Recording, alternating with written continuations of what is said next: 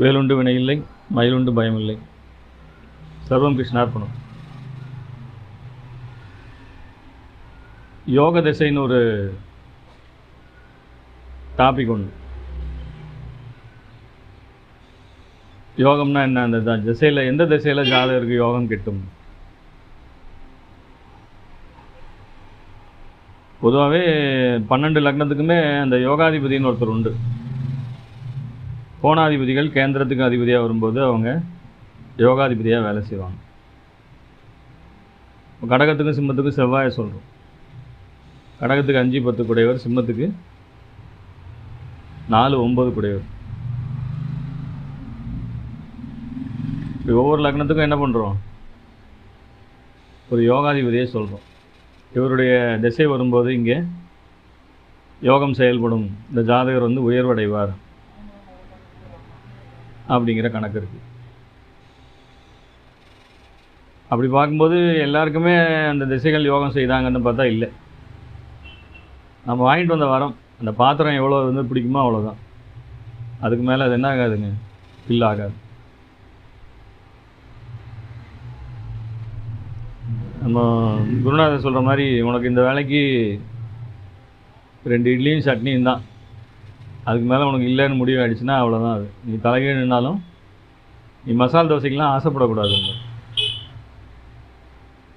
ஏன்னா உன்னோட பாத்திரம் அவ்வளோதான் கொள்ளும், அதுக்கு மேலே யோகம் வேலை செய்யாது. கொடுப்பினைன்னு ஒன்று இருக்குது, கொடுப்பினை மீறி யோகம் செஞ்சிடாது. பொதுவாக 6, 8, 12 கிரகங்கள் இல்லாத ஜாதகங்கள் பார்த்திங்கன்னா நிறைய ஒரு எதிர்மறையான பலன்கள் ரொம்ப கம்மியாக இருக்கும் ஜாதகத்தில். அவருக்கு வந்து தான் நினைச்சதை வந்து அதாவது சிறப்பாக நடத்தக்கூடிய ஒரு அந்த யோகம் வேலை செய்யக்கூடிய தன்மைகள் நல்லாயிருக்கும். ஒரு குறிப்பிட்ட தொழிலை வந்து அது சரியான வயதில் காட்டி கொடுக்கும். சாதாரணமாக யோக ஜாதகம்னா ஒரு பணக்கார வீட்டில் பிறந்து அப்படியே பணக்காரனாகவே வாழ்ந்து செத்து போகிறதுங்கிறது அது ஒரு வகை. அது பூர்வ புண்ணிய ஸ்தானம் வளர்த்துருக்கணும். 1, 5, 9 அந்த திரிகோணம் வளர்த்துருந்தால் போன ஜென்மத்தில் பண்ண புண்ணியத்தின் காரணமாக அது கிடச்சிடும். ஆனால் நான் ஒரு வகையை சொல்கிறேன், என்னென்னா தன்னுடைய சொந்த முயற்சினால் வாழ்க்கையில் முன்னுக்கு வரக்கூடிய ஜாதகம்னு இருக்குது. நிறைய பேர் படிப்பின் மூலமாக அந்த யோகத்தை அடைகிறார்கள். படிச்சுட்டதுனால தான் வந்து கற்றவருக்கு சென்ற இடமெல்லாம் சிறப்புன்னு சொல்கிறது. அதனால் கடுமையான முயற்சி செய்து நன்றாக படித்து நல்ல வேலையில் போய் உட்காந்துடுறாங்க. அதன் வழியாக அங்கே ஒரு யோகம் வேலை செய்யக்கூடியதாக இருக்கிறது. ஒரு சிலர் அந்த சரியான காலத்தில் சொந்த தொழில்களை ஆரம்பித்து அதன் மூலியமாக பெரிய பெரிய படித்து நீ என்ன தான் வெளிநாட்டுக்கு போய் சம்பாதிச்சாலும் இந்த அளவு சம்பாதிக்க முடியாதுங்க. அந்தளவு 10ஆம் பாவம் வலுவாக வேலை செஞ்சு அற்புதமான யோகங்களை செய்யக்கூடியதாக இருக்கிறது. அவர் துலா லக்ன ஜாதகம் பார்த்தேங்க போன வாரம். ஒரு சாதாரண குடும்பத்தில் பிறந்தவர். சாதாரண குடும்பத்திலே பிறந்து தன்னுடைய சொந்த முயற்சினாலே நிறுவனங்களை ஆரம்பித்து ஸ்மால் ஸ்கேல் இண்டஸ்ட்ரியெலாம் ஆரம்பித்து பெரிய லெவலில் இன்றைக்கெல்லாம் வந்து பல 100 கோடிகளுக்கு அதிபதியாக இருக்கார். அவர் தாய் தந்தையெல்லாம் பேர் தெரியாதவங்க, சாதாரண ஒரு மிடில் கிளாஸ் ஃபேமிலிங்கிறத லோயர் மிடில் கிளாஸ் ஃபேமிலி. இவரும் பெருசாக ஒன்றும் படிக்கலைங்க. ஏதோ ஒரு கம்பெனிக்கு வேலைக்கு போகிறாரு. அந்த கடைசியில் கம்பெனியை வந்து அதை போல் ஒரு இவரும் சொந்தமாக ஒரு நிறுவனத்தை ஆரம்பித்து பெரிய லெவலில் செட்டில் ஆகிறார். அந்த மாதிரி இருக்குது. துலா லக்னத்துக்கு அந்த ஜாதகத்தை பார்த்திங்கன்னா 2ல் வந்து சந்திரன், 3ல் ராகு. சுக்கிரன் வந்து திக்பலமாக 4ஆம் பாவத்தில் சுக்கிரன் இருக்கார். லக்னாதிபதி 4ல் இருக்கார். 5ல் பார்த்திங்கன்னா சூரியன், குரு, புதன் போன்ற கிரகங்கள் இருக்குது. 7ஆம் பாவத்தில் செவ்வாய் வலுவாக இருக்கார். செவ்வாய் வந்து சூரியன் சாரம் வாங்கி உட்காந்துருக்கார். 9ல் சனி, கேது. இவ்வளோதான் ஜாதகம். 75, 76 பிறந்தவர் நினைக்கிறேன். அதில் பார்த்திங்கன்னா லக்னஸ்தானத்துக்கும் அட்டமஸ்தானத்துக்கும் ஆதிபத்தியம் வாங்கின சுக்கிரன் 4ஆம் பாவத்திலேருந்து உட்காந்துருக்கார். நல்ல வலுவாக வேலை செய்கிறார். அது சாரம் கொடுத்தவர் கிடக்கூடாதுங்க. எப்பவுமே பார்த்தீங்கன்னா இந்த ஜாதகத்தில் 6, 8 கிரகம் இல்லை, 12 கிரகம் இல்லை.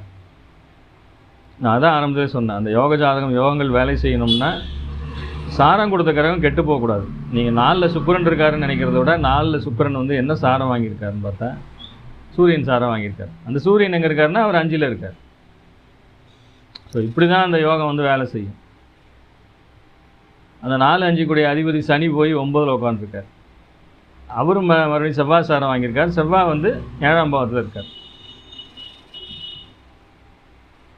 அப்போ இந்த மாதிரி சாரம் கொடுத்த கிரகம் 4, 5, 7, 9 கிரகம் இருக்கிறது ஒரு மிகப்பெரிய 6, 8 12 இல்லாமல் கிரகங்கள் இருக்கிறது பார்க்கும்போதே நம்ம ஜாதகம் சொல்லிடலாம். இது வந்து ஓரளவு வலுவான ஜாதகம். சாதாரண குடும்பத்தில் பிறந்திருந்தாலும் கண்டிப்பாக இந்த ஜாதகம் முன்னுக்கு வந்துடும். திசாபுத்திக்காக வெயிட்டிங் சொல்லிடலாம். அவர் வந்து அனுஷ நட்சத்திரத்தில் பிறந்திருக்கார், விருச்சிக ராசியில். 9-10 வருஷம் அதில் சனி திசையில் மிச்சம். சனி முடிஞ்சு புதன் வந்து இளமையிலே போயிடுது. 26 வயசு வரைக்கும் கஷ்டம், வாழ்க்கை வந்து கஷ்டம். அவங்க அப்பா ஏதோ ஒரு வகையில் ஒரு படிப்பு படிக்க வச்சிடறாரு. அதை வச்சு இவர் ஒரு வேலைக்கு போகிறார். போன இடத்துல தொழிலை கற்றுக்கிட்டு தனியாக கம்பெனி போடுறாரு. ஒன்றுமே இல்லை கையில். அதில் அரசாங்கத்தினுடைய உதவிகள்லாம் கிடச்சி இவர் என்ன பண்ணுறாருங்க, கொஞ்சம் கொஞ்சமாக முன்னுக்கு வந்து இன்றைக்கி பல கோடிகளுக்கு அதிபதியாக இருக்கார். சொத்து சேர்க்கைன்னா இவ்வளோ தான் கிடையாதுங்க, கணக்கு வழக்கே இல்லாமல் வச்சுருக்கார். எல்லாமே ஒயிட் மணி, எதுவுமே வந்து பிளாக் மணி கிடையாது. சொந்த முயற்சியில் இண்டஸ்ட்ரி ஆரம்பித்து பெரிய லெவலில் சொத்து சேர்த்த ஜாதகம். குறுக்கோயிலெலாம் போனதே கிடையாதுங்க. அதுக்கப்புறம் கொஞ்சம் சின்ன சின்ன கவர்மெண்ட் அஃபிஷியலை கரெக்ட் பண்ணுறதுக்கு லஞ்சம் கொடுத்து, அது வந்து இவர் போகல. இவர் குறுக்கோயிலில் போயெல்லாம் இவர் சம்பாதிக்கல. நேர்மையான முறையில் ஒரு இண்டஸ்ட்ரி நிறுவனம், தொழில் நிறுவனம் ஆரம்பித்து முன்னுக்கு வந்த ஜாதகம். எதுக்கு சொல்ல வரேன்னா, எல்லா துலா லக்னக்காரங்களும் சுக்கிரதசைலாம் வேலை செய்கிறது இல்லைங்க. நான் நிறைய துலா லக்னம் பார்த்துருக்கேன். சுக்கிரன் 8 கூடிய ஆதிபத்தியம் கடுமையாக வேலை செய்யும். போட்டு அடி தாக்குன்னு தாக்கிட்டு இருக்கும். நாம் வந்து இது சுக்கிரன் வந்து யோகத்தை செய்வார்னு சொல்லிக்கிட்டே இருக்க வேண்டியது தான். அங்கே ஒரு யோகமும் நடக்காது. பொதுவாக இந்த காம்பினேஷனில் பார்க்கணும்னா அந்த சரியான யோக திசை சரியான பருவ வயதில் வர்றதாங்க யோக ஜாதகம். அதை முக்கியமாக நோட் பண்ணி வச்சுக்கோங்க. இதே சுக்கிர திசை 70 வயசுக்கு மேலே வந்து இவர் என்ன பண்ண போகிறாருங்க, பேர பேத்திகளுக்கு தான் இவர் சம்பாரித்து கொடுக்கணும். இவர் 10 பைசா அதில் அனுபவிக்க முடியாது. ஆனால் இந்த வயதில் வரும்போது 26, 27 வயதில் 30 வயதுகளில் சுக்கிரன் ஆரம்பித்து 50 வரைக்கும் கொட்டுன்னு கொட்டுச்சுன்னா எப்படி இருக்கும் யோசிச்சு பாருங்க. முக்கியமாக அந்த கிரகம் நல்லது செய்யக்கூடிய கிரகம், அதற்கு சாரம் கொடுத்த கிரகம் வலுவாக இருக்கணும். 6, 8 12 அதிக கிரகம் இருக்கக்கூடாது. இந்த மாதிரி கிரகங்கள் சப்போர்ட்டிவாக இருக்கும்போது என்ன ஆகும்னு கேட்டிங்கன்னா, கலெக்டிவாக அந்த சாரநாதனை பார்க்கும்போது அருமையாகவே இருக்கும். சாரநாதன் எங்கேயுமே வந்து வலு குறையிறதில்லை அப்படிங்கிற மாதிரி தன்மை கொடுக்கும். அந்த செவ்வாய் கிருத்திகை வாங்கும்போது அங்கே வந்து உச்சக்கிரகம் சூரியன்.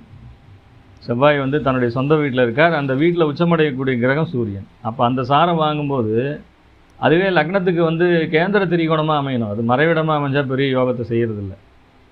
சூரியன் சாரம் வாங்கி அந்த சூரியன் 5ல் பாருங்கள் வலுவாக இருக்கார், திரிகோணத்தில் வலுவாக இருக்கார். அப்போ ஒரு கேந்திரத்தில் போய் நின்ற கிரகம் கேந்திராதிபதி வாங்கிய சாரநாதன் திரிகோணத்தில்.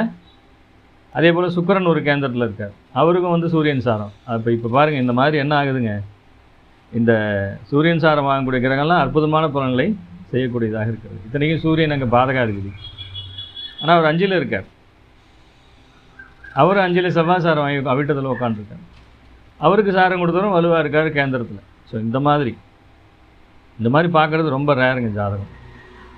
இது வந்து எங்கே தான் வந்து குப்பையில் கிடந்தாலும் என்ன ஆகிடுங்க, கோபுரத்தினுடைய உச்சிக்கு சென்று விடும் ஜாதகம். பார்க்கும்போதே நாம் அதை சொல்லிடலாம். அதனால் அந்த செவ்வாய் சாரம் கொடுக்கும்போது எக்கச்சக்கமான சொத்துக்கள் சேரும். நீங்கள் சொத்து சேர்க்கைகள்லாம் நான் ஏற்கனவே வீடியோ போட்டிருக்கேன், அதை எடுத்து பாருங்கள். அதெல்லாம் பார்த்தீங்கன்னா இவருக்கு அவிட்டத்தில் மிருகசீரிசத்தில் கிரகங்கள் 3 கிரகம் நிற்கிது. அந்த சாரம் கொடுத்த செவ்வாய் வலுவாக இருக்கணும் அப்படின்னு.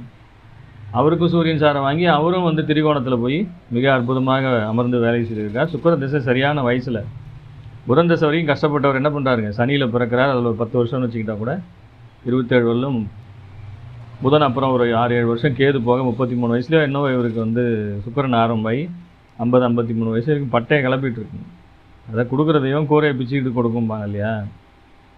ஸோ அந்த மாதிரி இந்த யோக திசைகள் அப்படிங்கும்போது இந்த மாதிரி தான் அது வேலை செய்யும். இதுவே வந்து நிறைய ஜாதகங்களில் இதே சுக்கிரன், இதே துலா லக்னத்துக்கு இதே சுக்கிரன் 4ல் இருந்து நடத்துகிறாரு. அதனால் பார்த்திங்கன்னா ஒன்றும் கொடுக்கல. அது எந்த வயசில் வர்றதுங்கிறது ஒரு முக்கியமான காரணம். இன்னொன்று, சுக்கிரனுக்கு சாரம் கொடுத்த கிரகம் வலு குறைஞ்சிருதுன்னு வைங்களேன். இந்த சூரியன் போய் 6, 8 12 மறைகிறாரு, பாதகஸ்தானத்திலே ஆட்சியாகவே இருந்தாலும் பாதகத்தில் இருக்காருன்னா கண்டிப்பாக இது பெரிய யோகத்தை செய்வதில்லை. அப்போ நீங்கள் ஒரு கிரகம் போய் ஒரு பாவத்தில் நின்று தசாபுத்தி நடத்துது அப்படிங்கிறத பார்க்குறத விட அது என்ன சாரம் வாங்கியிருக்கு, அந்த சாரநாதன் வலிமையாக இருக்காரா இல்லையா, அந்த யோகங்கள் வந்து கொடுப்பினைகள் நல்லா இருக்கா, நட்சத்திரங்கள் நல்ல நட்சத்திரங்களில் கிரகங்கள் அமர்ந்திருக்கிறதா என்று பார்க்க வேண்டும். ஸோ அந்த மாதிரிலாம் இருக்கும்போது தான் நீங்கள் வந்து ஒரு ஜாதகம் யோகமாக இருக்கும் என்பதை முடிவுக்கு வர வேண்டும். ஒவ்வொரு லக்னத்துக்குமே யோகம் இருக்குது. ஆரம்பத்துலேயும் நான் சொன்ன மாதிரி யோக திசைங்கிறது வரும். ஒரு ஆதிபத்தியம் வாங்கின இப்போ சூரியன் சூரியனில் கூட நிறைய பேர் யோகத்தை அனுபவிக்கிறாங்க, சந்திர திசையில் யோகத்தை அனுபவிக்கிறாங்க. ஒற்றை ஆதிபத்தியம் வாங்கின கிரகங்கள் வீடுகள். மேஷத்துக்கும் பார்த்தீங்கன்னா இவங்க 2 பேருமே நல்ல யோகத்தை செய்யக்கூடியவங்களாக தான் இருக்காங்க. ரிஷபத்துக்கும் வந்து 3, 4 கூடிய ஆதிபத்தியம் வந்துடுது. மிதுனத்துக்கு 2, 3 கூடிய ஆதிபத்தியம். அந்த சூரிய சந்திரர்களுடைய திசையிலே கூட யோகத்தை சந்தித்த ஜாதகர்கள் இருக்கிறார்கள். அவர் வாங்கின சாரணங்க தான் ரொம்ப முக்கியம். அந்த சாரம் போய் நின்றது, சாரம் கொடுத்த கிரகம் வலுவடைகிறது. கேந்திர திரிகோணங்களே வலுவான கிரகம் ஒன்று கை காட்டும்போது அது இதோட சாரம், இது அதோட சாரம் மாறி மாறி ரொம்ப மிகச்சிறந்த யோக பாவத்தை பரிவர்த்தனைகளில் வந்து இவங்க செவ்வாயும் சூரியனும் சார பரிவர்த்தனை. அவர் ஒருத்தர் 5ல் ஒருத்தர் 7ல் கேட்கவே வேணும். மிகச்சிறந்த யோகத்தை அள்ளி அள்ளி வீசி கொண்டிருக்கிறது. ஸோ இந்த மாதிரி ஒரு யோகத்தை செய்ய வேண்டும் என்றால் அது யோக திசை என்பது எவ்வாறு இருக்கும் அப்படின்னு. சுக்கிர திசை எல்லாருக்குமே யோகத்தை செய்கிறதில்ல. இதே துலா லக்னத்தில் சுக்கிர திசை போடுன்னு போட்டது ஊரை விட்டு காலி பண்ணிட்டு ஓடினவங்களாம் நான் பார்த்துருக்கேன். ஸோ அந்த மாதிரிலாம் இருக்குது. ஸோ அது நின்ற வீட்டினுடைய அந்த பலனுக்கு தகுந்த போலும் அது வாங்கின சாரநாதனுடைய வலுவுக்கு தகுந்த மாதிரி இருந்தால் ஒரு ஜாதகம் வந்து யோகமாக வேலை செய்யுமே தவிர, ஒரு பாவத்தில் போய் நின்னதாலேயே 4 நின்று சுக்கிரன் திசை நடத்துறதாலேயே கண்டிப்பாக ஒரு யோகத்தை செய்யாது என்பதை புரிந்து கொள்ள வேண்டும். ஸோ இந்த மாதிரி தான் ஒவ்வொரு லக்னத்துக்குமே நான் உதாரணத்துக்காக இந்த லக்னத்தை சொன்னேன். நீங்கள் எல்லா லக்னத்துக்குமே இதை வந்து பொருந்தி பார்த்துக்கலாம். 4ஆம் பாவத்தில் சுக்கிரன் நின்னால் திக்பலம் தான், அதில் வந்து எந்த மாற்று கருத்தும் இல்லை. அவருக்கு சாரம் கொடுத்தவர் வலுக்குடையக்கூடாது. அதே போல் ஒவ்வொரு இதுவுமே உங்களுக்கு தெரியும். குருவும் புதனும் லக்னத்தில் திக்பலம் அடைகிறாங்க. 4ல் சுக்கிரனும் சந்திரனும், 7ல் சனி திக்பலம் அடைகிறார். ராகுவுக்கும் அங்கே தான் சொல்லப்பட்டிருக்கிறது. சூரியனுக்கும் செவ்வாயும் 10ஆம் பாவம், கேது உட்பட 10ஆம் பாவத்திலே திக்பலம் அடையக்கூடிய கிரகங்கள். இவர்கள்லாம் அங்கே நின்று அந்தந்த பாவங்களை திக்பலம் அடைந்து திசாபுத்திகளை நடத்தும் போது அவர்கள் பெற்ற சாரநாதன் வலுவாக இருந்தால் அந்த ஆதிபத்தியத்தின் மூலமாகவும் அந்த இதனுடைய மூலியமாக என்ன பண்ணிடுவாங்க, யோகத்தை அள்ளி வீசிடுவாங்க. அந்த காரகத்தின் மூலியமாக ஆதிபத்தியத்தின் மூலியமாக அந்த யோகங்கள் செயல்படும் என்பதை தெரிந்து கொள்ள வேண்டும். ஸோ அந்த மாதிரி இவர் எங்கேயோ ஒரு வேலைக்கு போன இடத்துல இவர் அதுக்கு தொழிலை கற்றுக்கிட்டு இவரே ஒரு புதுசாக ஒரு தொழில் வந்து லோன் போட்டு ஆரம்பித்து அதை பெரிய லெவலில் கொண்டு போய் பெரிய கான்ட்ராக்டராக மாறி தமிழ்நாடு முழுக்க சப்ளை பண்ணி ஒரு பெரிய லெவலுக்கு போகிறார். அப்படிங்கும்போது அந்த யோக பாவங்கள் வேலை செய்கிறது தான்.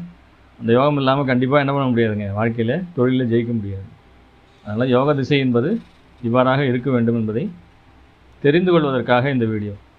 மறுபடியும் ஒரு சுவாரஸ்யமான வீடியோவில் சந்திக்கலாம். சர்வே ஜனா சுகினோ பவந்து. சர்வம் கிருஷ்ணார்ப்பணம்.